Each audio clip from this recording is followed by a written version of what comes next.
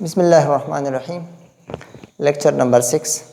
In this lecture, we will discuss inverse Laplace transform is a linear transform and transform of derivatives. So first we are going to discuss inverse Laplace transform is a linear transform. हम ये check करते हैं कि inverse Laplace linearity के लिए जो condition है उसको सेटिस्फाई कर रहा है, that is inverse Laplace of alpha F of S plus beta G of S. अगर F of S Laplace of a function F of T है और G of S Laplace of function small G of T का है, तो inverse Laplace of alpha f of s plus beta g of s will be equal to alpha inverse Laplace of f of s plus beta inverse Laplace of g of s।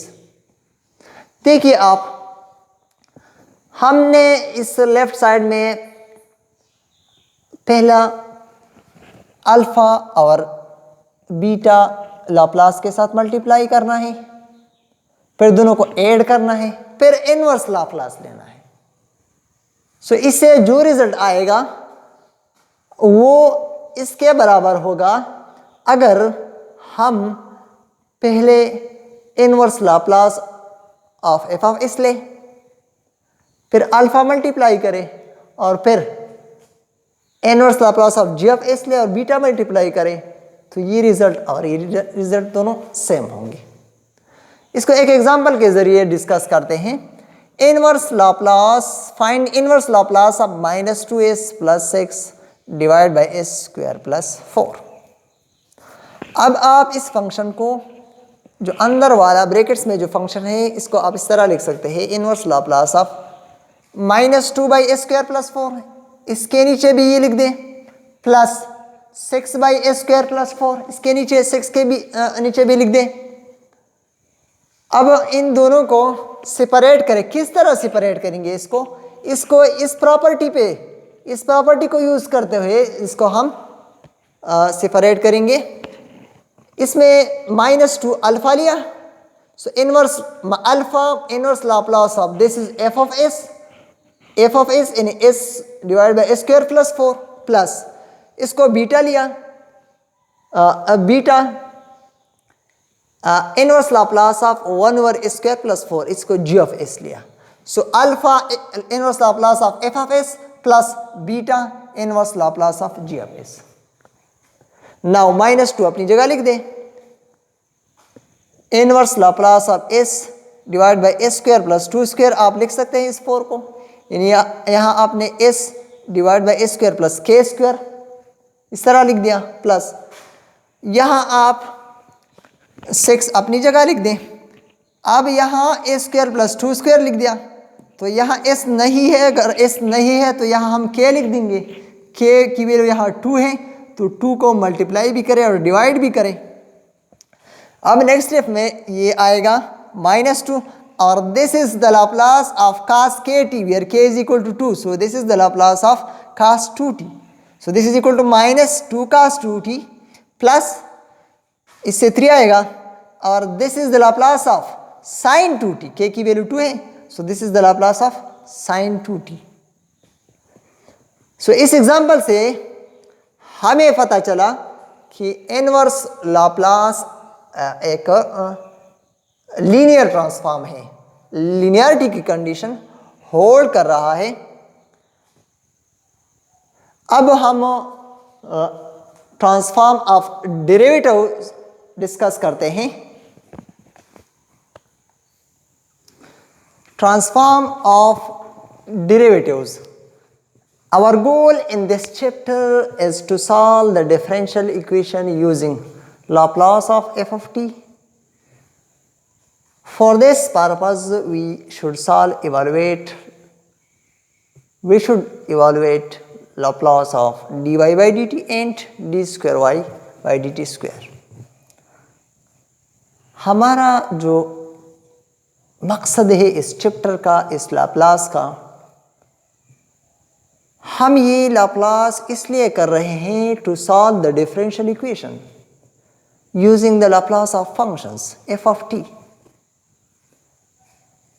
For this purpose, we should evaluate Laplace of dy by dt and d square y by dt square.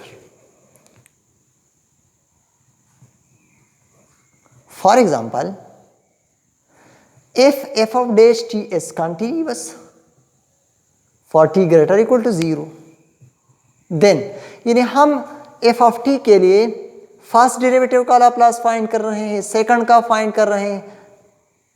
अगर function f of t form में है तो Laplace capital f of s form में आएगा. अगर y form में है तो y of s आएगा. अब हमने लिया function f of t form में, आप y फॉर्म में भी ले सकते हैं. So Laplace of if f of dash t is continuous for t greater equal to 0, then Laplace of f of dash t will be equal to integral from 0 to infinity e minus st f of dash t dt. This is the definition of the Laplace. Basic definition हमने apply किया f of dash t के लिए, यानी f of t की जगह हमने रख दिया f of dash t. अब इसको फर्स्ट फंक्शन लें और इसको सेकंड फंक्शन लें and using integration by parts. So first function integration of second function. First function e minus S T अपनी जगह लिख दिया, second f of dash t का हमने इंटीग्रेशन लिया तो वही इंटीग्रेशन आया f of t, क्योंकि डेरिवेटिव और इंटीग्रेशन एक दूसरे के उलट है. We are integral from 0 to infinity. Now second minus derivative of first function है e माइनस एस टी का डेरिवेटिव लिया तो ये आया minus S into E minus S T. Integration of F of dash T F of T आया. अब next step में अगर हम इसमें लिमिट इन्फिनिटी अप्लाई करें तो e माइनस इन्फिनिटी से 0 आता है, अपर लिमिट से 0 आएगा. माइनस अगर 0 अप्लाई करें तो इससे 1 आएगा और ये f ऑफ 0 आएगा. f ऑफ 0 का हमको पता नहीं है कि इससे क्या आता है, सो हमने माइनस f ऑफ 0 यहां लिख दिया, जनरल वैल्यू है. Now minus and minus plus s यहां लिख दिया. अब integration from 0 to infinity e minus S T and f of t dt. इसको हमने माइनस f ऑफ 0 लिख दिया प्लस s, और ये जो है ये definition of Laplace of f of t है. So this is equal to s Laplace of f of t means f of s minus f of 0. ये f ऑफ डैश t का Laplace आया. अब हम f डबल डैश t का Laplace find करते हैं. So this is equal to integration from 0 to infinity e minus S T F of double dash T d T, यानी F of T की जगह हमने एफ डबल डैश टी रख दिया. So using integration by first, this is first function, integration of the second function double dash T का derivative F dash T आएगा. फिर integration from 0 to infinity minus first function का derivative इसी तरह आएगा e minus S T minus S. फिर integration of F double dash T F dash T आएगा dt. Now इसमें हम अपर लिमिट और लोअर लिमिट यूज करते हैं. अपर लिमिट से इसी तरह जो हमने पहले कैलकुलेट किया 0 आएगा और लोअर लिमिट से एफ डैश 0 आएगा माइनस एफ डैश 0. इसी तरह माइनस एफ डैश, क्योंकि यहाँ एफ डैश है सो माइनस एफ डैश 0 आएगा, क्योंकि हमें पता नहीं है कि एफ डैश टी फंक्शन क्या है. Now minus and minus plus आएगा. अब ये रह गया e integration from 0 to infinity e minus S T F dash T d t. तो नेक्स्ट स्टेप में माइनस एफ डैश 0 अपनी जगह आएगा और ये अगर आप गौर करें तो ये s और ये है derivative of Laplace of F dash T. So s Laplace of F dash T minus F dash 0. आप देखिए ये लाप्लास है एफ डैश टी का इस यहाँ चेक करें तो आपके पास ये आया S Laplace F dash T minus F dash zero. अब लाप्लास एफ डैश टी की जो वैल्यू आपने फाइंड की है ये यहाँ रख दें। So S F of S minus F zero minus F dash of zero. So this is equal to, इसको मल्टीप्लाई करें A square capital F of S Laplace of S F minus S F of zero minus F dash zero. ये अब double dash का derivative Laplace आया।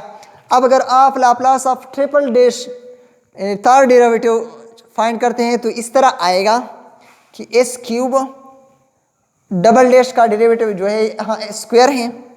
अब अगर यहाँ cube है तो एस क्यूब आएगा, एफ ऑफ एस आएगा। यहाँ सेकंड डेरिवेटिव में यहाँ एस पावर 1 है, सो थर्ड डेरिवेटिव में यहाँ एस पावर 2 आएगा एंड एफ 0 आएगा। इसके आगे एस एफ डैश 0 आएगा। यहाँ अगर स्क्वायर हो तो यहाँ एस होगा, एस एफ डैश 0 आएगा और आखिर में एफ डबल डैश 0। आप गौर करें एस की वैल्यू डिक्रीज हो जाएगी, क्यूब 2 1 एंड एस पावर 0।